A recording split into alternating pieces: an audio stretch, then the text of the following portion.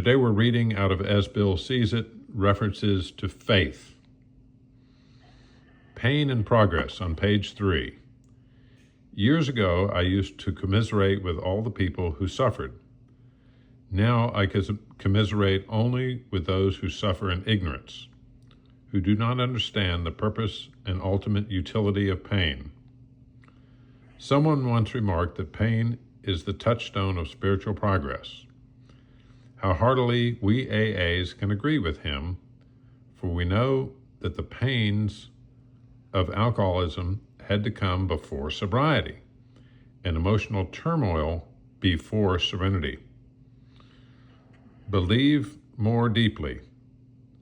Hold your face up to the light, even though for the moment you do not see. Wow, that's awesome. Yeah, that was a good one. Okay, you're on 13. The Shared Gift, page 13. AA is more than a set of principles. It is a society of alcoholics in action. We must carry the message, else we ourselves can wither, and those who haven't been given the truth may die. Faith is more than our greatest gift. It's sharing with others. It is our greatest responsibility. May we of AA continually seek the wisdom and the willingness by which we may well fulfill that immense trust which the giver of all perfect gifts has placed in our hands. Okay. Our next reading is on 16. Never again. Most people feel secure on the 24-hour basis. Excuse me, let me reread. Most people feel more secure on the 24-hour basis than they do in the resolution that they will never drink again. Most of them have broken too many resolutions. It's really a matter of personal choice. Every AA has the privilege of interpreting the program as he likes. Personally, I take the attitude that I intend never to drink again. This is somewhat different from saying I will never drink again. The latter attitude sometimes gets people in trouble because it is undertaking on a personal basis to do what we alcoholics never could do. It is too much an act of will and leaves too little room for the idea that God will release us from the drink obsession provided we follow the AA program. Okay, next reading, 23. Worshippers all. Page 23, Worshippers all. We found that we indeed been worshippers. What a state of mental gooseflesh that used to bring on. Had we not variously worshiped people, sentiment, things, money, and ourselves? And then, with a better motive, had we not worshipfully beheld the sunset, the sea, or a flower? Who of us had not loved something or somebody? Were not these things the tissue out of which our lives were constructed? Did not these feelings, after all, determine the course of our existence? It was impossible to say. We had no capacity for faith or love or worship. In one form or another, we have been living by faith and little else. Okay.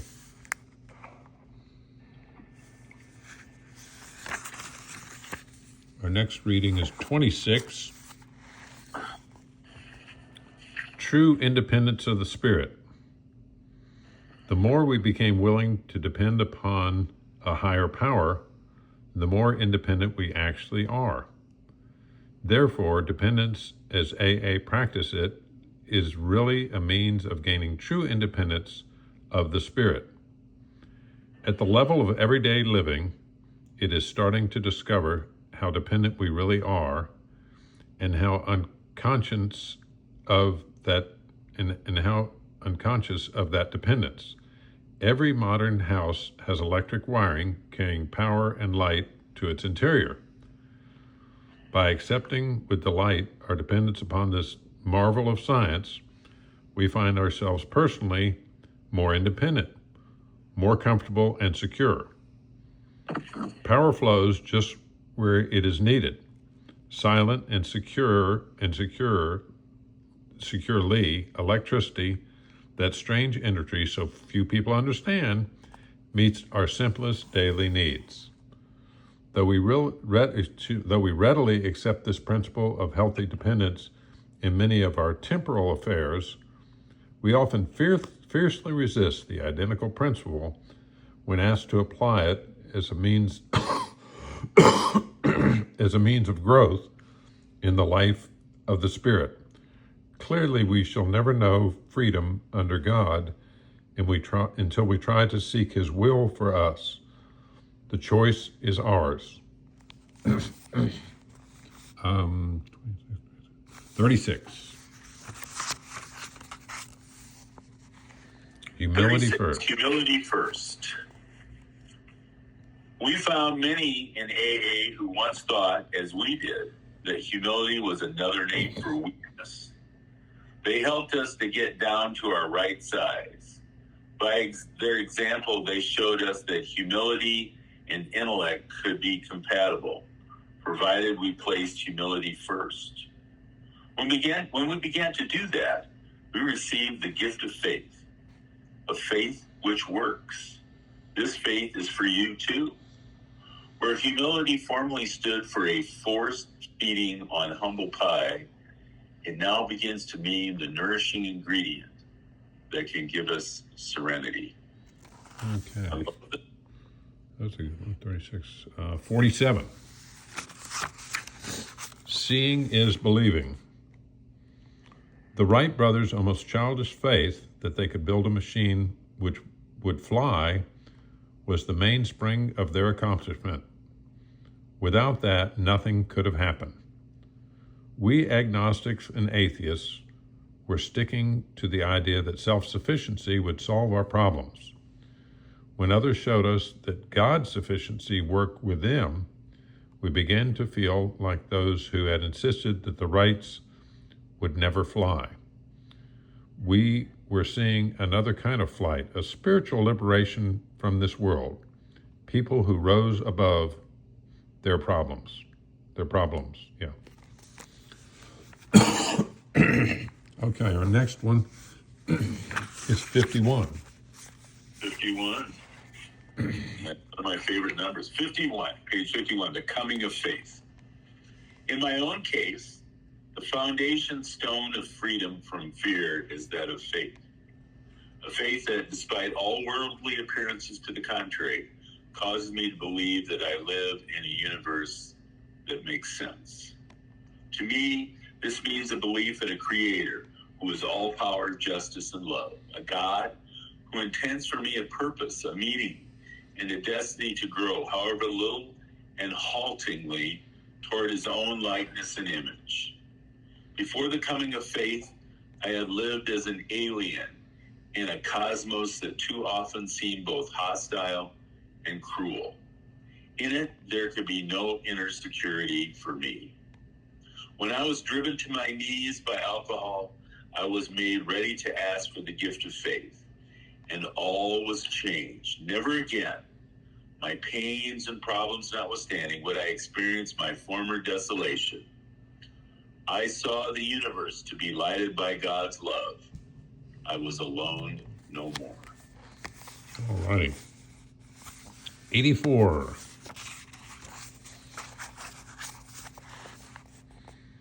Benefits of responsibility.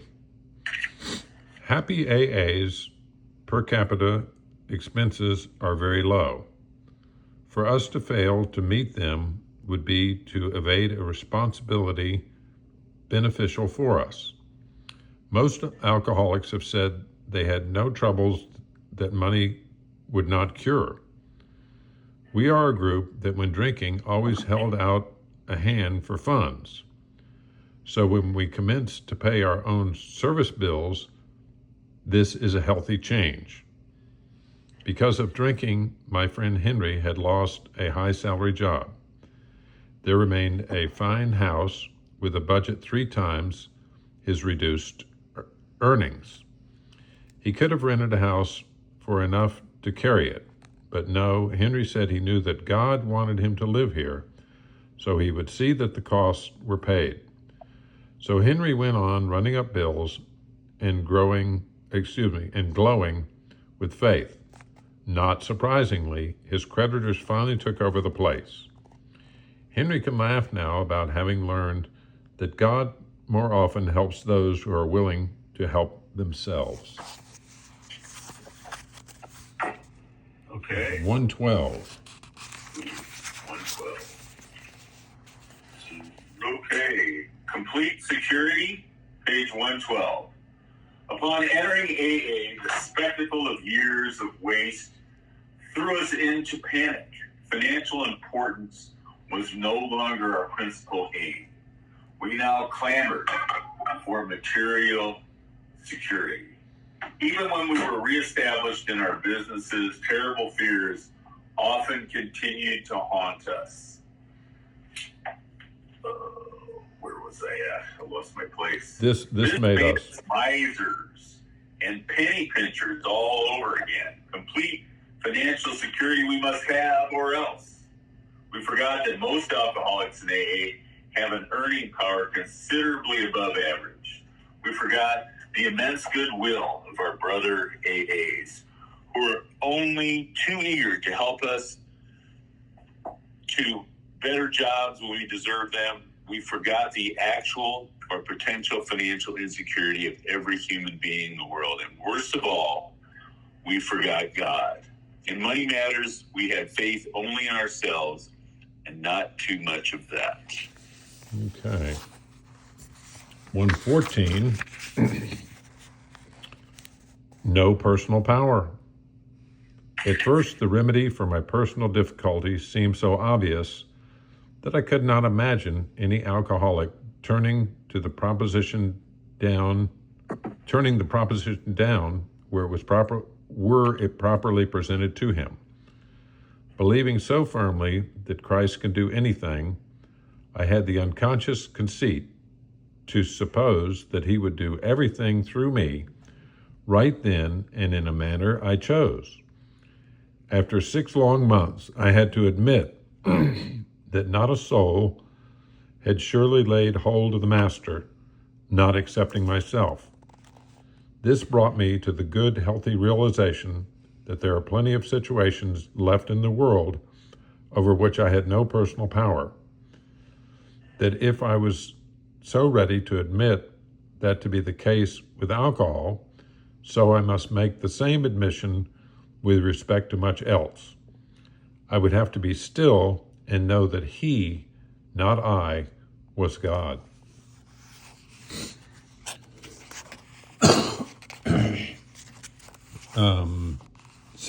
117. Okay, the sense of belonging, page 117. Perhaps one of the greatest rewards of meditation and prayer is the sense of belonging that comes to us. We no longer live in a completely hostile world. We are no longer lost and frightened and purposeless. The moment we catch even a glimpse of God's will, the moment we begin to see the truth, justice, and love as the real and eternal things in life, we are no longer deeply disturbed by all the seeming evidence to the contrary that surrounds us in purely human affairs. We know that God lovingly watches over us. We know that when we turn to him, all will be well with us and here and hereafter. Okay. 129. The way of strength. We need not apologize to anyone for depending upon the Creator. We have good reason to disbelieve those who think spirituality is the way of weakness. For us, it is the way of strength. The verdict of the ages is that men of faith seldom lack courage. They trust their God. So we never apologize for our belief in him. Instead, we try to let him demonstrate through us what he can do. 152. 152. Okay. Relapses and the... No, that's the wrong one. That's 154. You were close. Miraculous power, page 152. Deep down in every man, woman, and child is the fundamental idea of a God. It may be obscured by calamity, by pomp, by worship of other things, but in some form or other, it is there. For faith in a power greater than ourselves and miraculous demonstrations of that power in human lives are facts as old as man himself. Faith may often be given through inspired teaching or a convincing personal example of its fruits. It may sometimes be had through reason. For instance, many clergymen believe that St. Thomas Aquinas actually proved God's existence by sheer logic. But what can one do when all these channels fail? This was my own grievous dilemma. It was only when I came fully to believe I was powerless over alcohol, only when I appealed to a God who just might exist that I experienced a spiritual awakening. This freedom-giving experience came first, and then faith followed afterward, a gift indeed. Okay. 166. Fear no evil. Though we of AA find ourselves living in a world characterized by destructive fears as never before in history, we see great areas of faith and tremendous aspirations towards justice and brotherhood. Yet no prophet can presume to say whether the world outcome will be a blazing destruction or the beginning, under God's intention, of the brightest era yet known to mankind. I am sure we AAs will comprehend this scene. In microcosm, we have experienced this identical state of terrifying uncertainty, each in his own life. In no sense pridefully can we say that we do not fear the world outcome, whichever course it may take. This is because we have enabled to deeply feel and say, we shall fear no evil. Thy will, not ours, be done. And our final reading for this part is 188.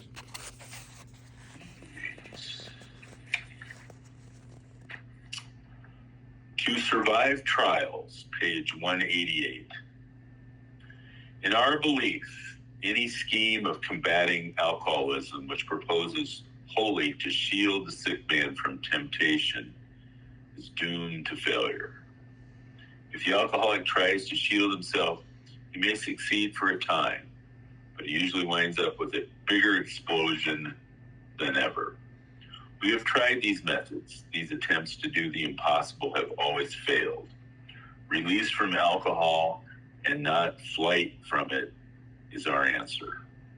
Faith without works is dead. How appallingly true for the alcoholic. For if an alcoholic fails to perfect and enlarge his spiritual life through work and self-sacrifice for others, he cannot survive the certain trials and low spots ahead. If he does not work, he will surely drink again. And if he drinks, he will surely die. Then faith will be dead indeed.